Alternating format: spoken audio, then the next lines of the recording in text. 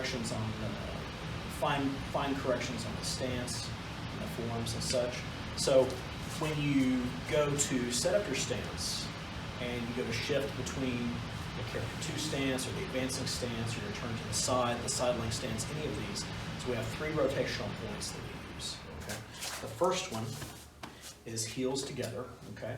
And so when I'm going to set up this stance, I want to make sure my pelvis is rotated forward and my back is straight. And then I sink my knees and I rotate on the heels. So I'm going to rotate my heels out so they are at 45-degree angles basically. They're at a 90-degree angle to each other, right? So a 45 and a 45, it's a 90, right?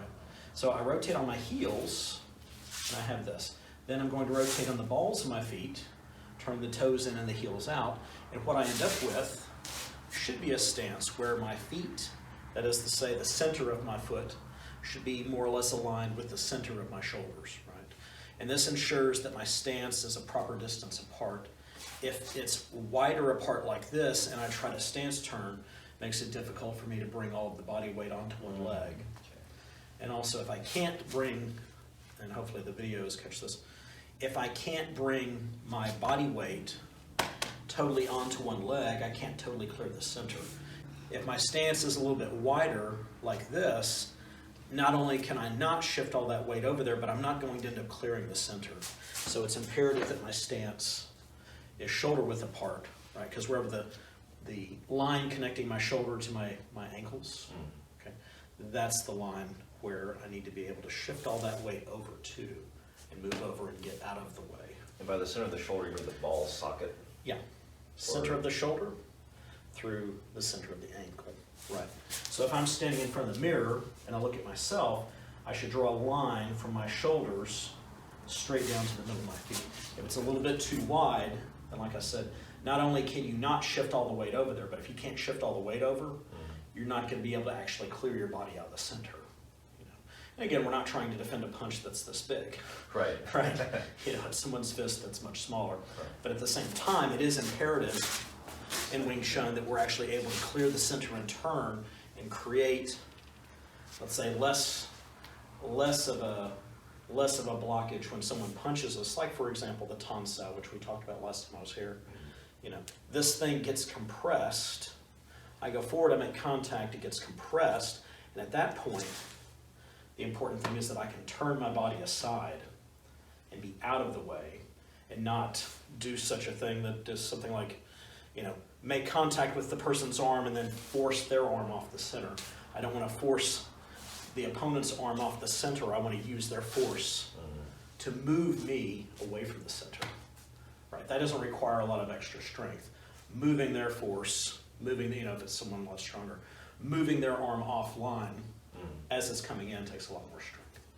So we have those 3 rotational points. The first are the heels. When you go to set up the stance, rotate on the heels. Second rotational point is the ball of the foot, right? So when we're setting up the stance, the first thing we do is pivot on the heel, right? Then we pivot on the ball of the foot. So in the Chinese terminology, they talk about 1.5 steps apart your feet.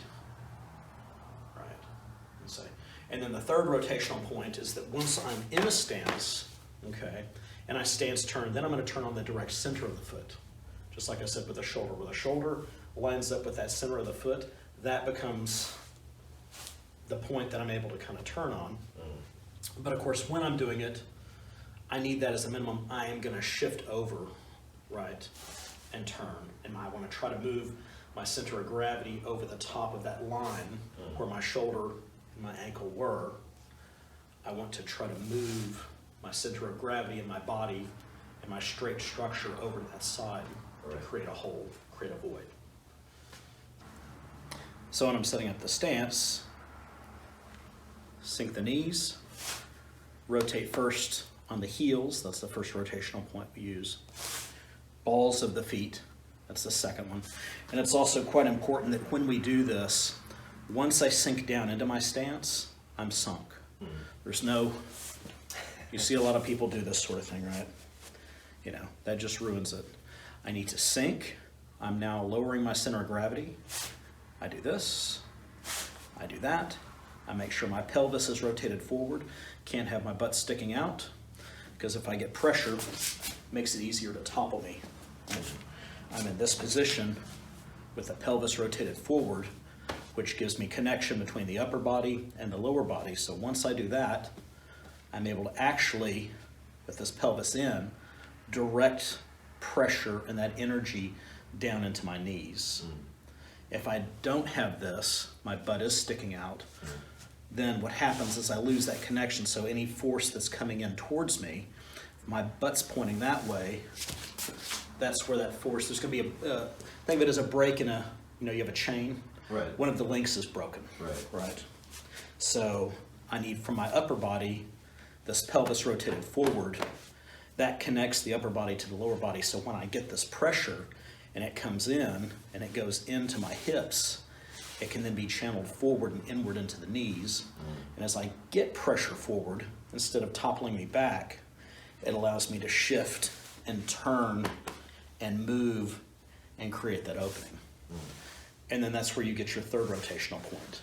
When you do a stance turn, direct center of your foot, right? Because if I turn on the heel, it makes my stance too wide. If I turn on the ball again, it makes my stance too narrow. Turning on the heel and the ball are for separating the feet and giving them proper distancing.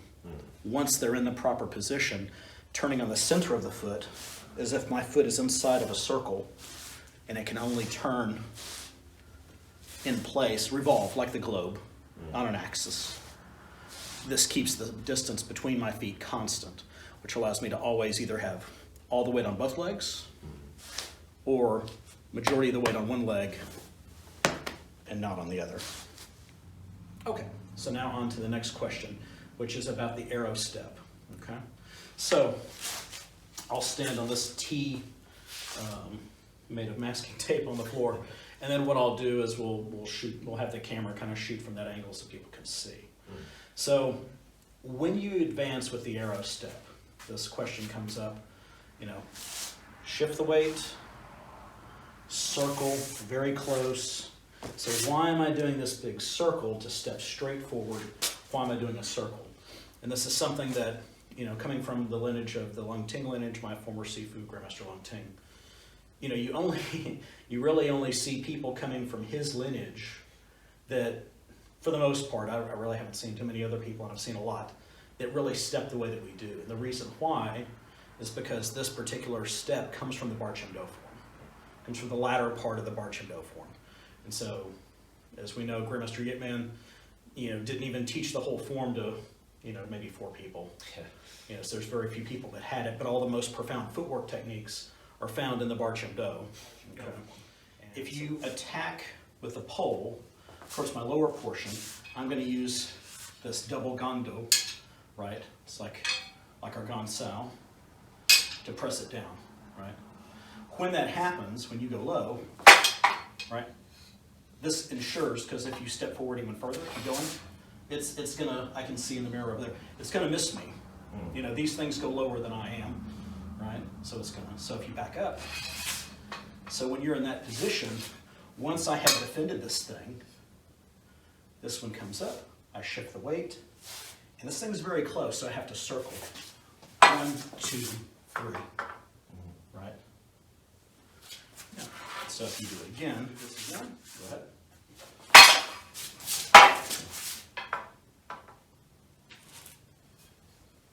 And that's where we end up. Okay? So because this footwork is in the Bar Chim Do, towards the end of the Bar Chim Do, that's why you see so few people that actually step the way that we step. But why is this important? If you don't have weapons, why is it important for regular stepping? Well, for a couple of reasons. Number one, when I step forward and I circle, it protects my groin against a front kick.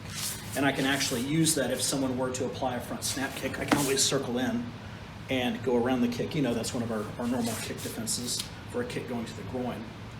But also, when I shift this, I'm shifting off the center. So once again, if the center of gravity is here, middle of my body is here, and an attack is coming in, okay? If I turn on that heel, it separates that stance and makes it big. So I'm going to turn on the center of the foot but shift the weight just enough, and if you look, it actually moves my center of gravity slightly over.